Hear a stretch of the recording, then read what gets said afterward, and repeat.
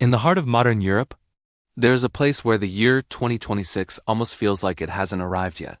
Here, wealth is not measured in money, but in hay, quiet mornings in the rhythm of the mountains, while the world below moves faster every day.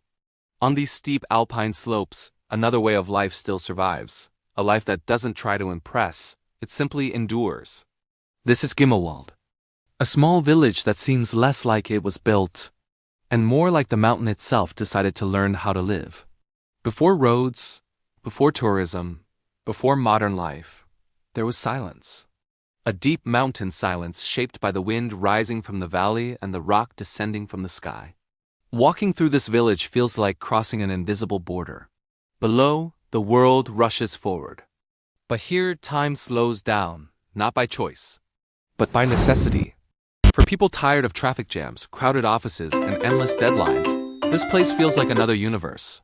Because here, in one of the richest countries in the world, Switzerland, life is still built around simple work.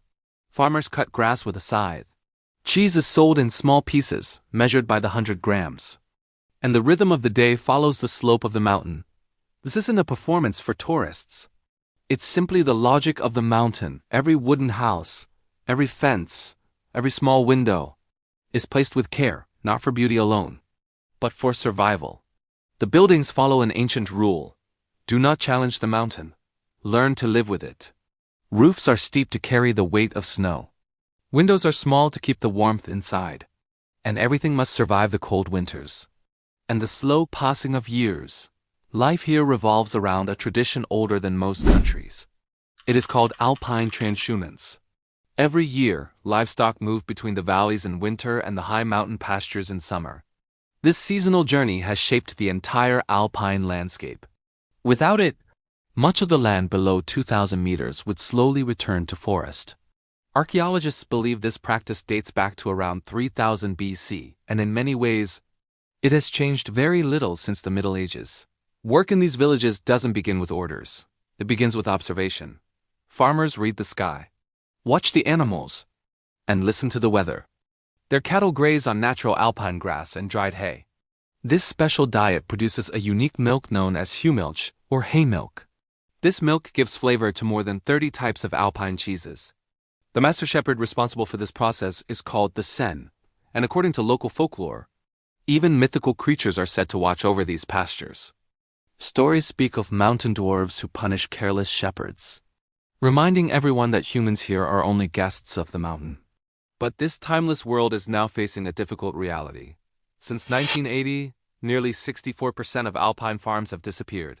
In Switzerland, the number of mountain farmers has fallen dramatically, from 160,000 farmers in 1910 to barely 43,000 today.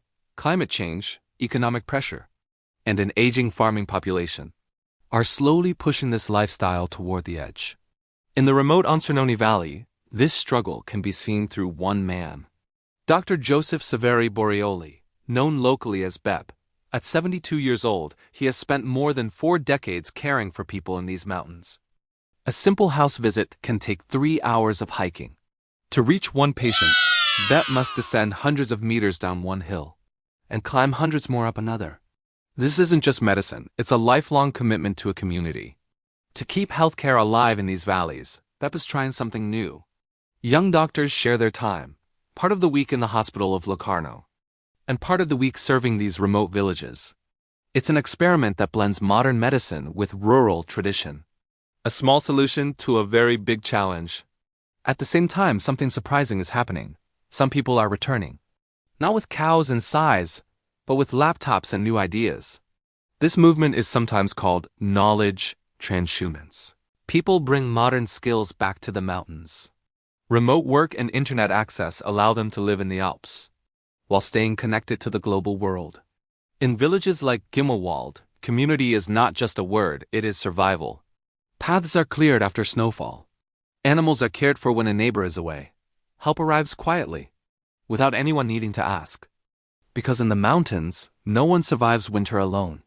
These villages offer a powerful reminder. Life does not always need to move faster. Sometimes it needs to go deeper. Places like Gimmelwald survive not because they resist time, but because they walk beside it, and in a world that never stops running, that may be the most valuable lesson of all.